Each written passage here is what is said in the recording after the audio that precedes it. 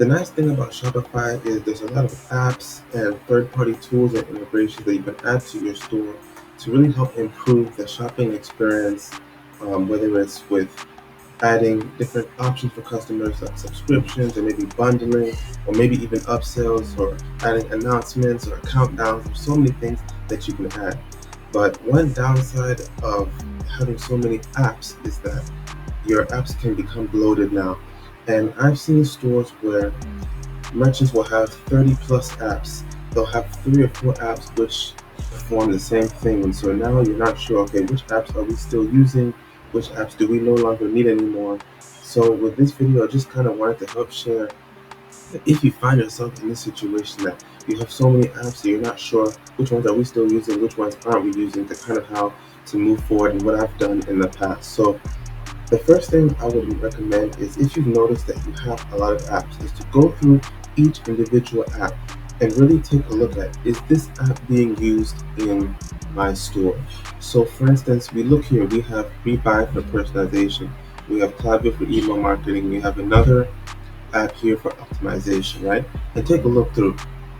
For instance, if you see that you have Klaviyo, which is used for email marketing, maybe you want to have a form pop in when the user comes on the website to put in their email address and maybe get 50% off, right? But then maybe you have another app that does the same thing, but you used that app 6 months ago and then you decided to switch to Klaviyo, so you no longer need that app. Try to take a look and see, okay, which apps are we using for these specific functions, and then which apps can we get rid of? Because you don't want to be paying monthly for an app that you're no longer using, and you don't want 2 or 3 apps on your storefront that perform the same thing if you're only using one for that specific option. Another thing here is, for instance, invoice templates. Let's say you had an invoice template app that you were using, but maybe you don't send invoices anymore to customers, or you found another method, or maybe there's another app that you're already paying for that has invoice templates as a feature. Maybe you don't need this one anymore. So performing an audit like this really is helpful as you kind of go through and see the different apps that you're still using and the ones that you might not be using anymore. One other thing that I've seen in the past is where a form on a website. So let's say you have a landing page that you set up for customers to maybe learn more about the product or to reach out. And you have this form here, but then you hadn't looked at that page for a long time. So maybe 6 months passed by. And then you decide to use a different service for forms. Maybe you switch from that previous service, now you're using Klaviyo. And you go back to this landing page because you want to make changes to the form. Let's say customers fill out the form and they get 20% off, but now you've increased it to 30% off.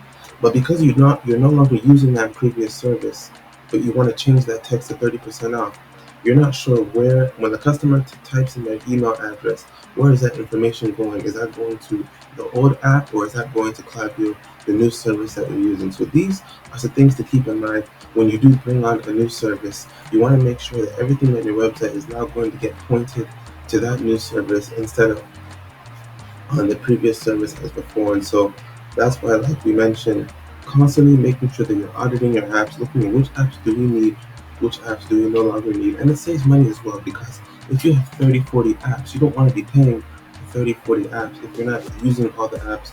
Even if you're only using 20 or you're only using 15 of them, no need for 30 apps on board. So again, just really auditing your website and making sure that you're not adding things that you don't need is really helpful. And then one other thing to note is, when you do add these apps or install these apps and these third-party integrations, a lot of times they will add additional JavaScript to your website just to allow it to connect with the app and let it run.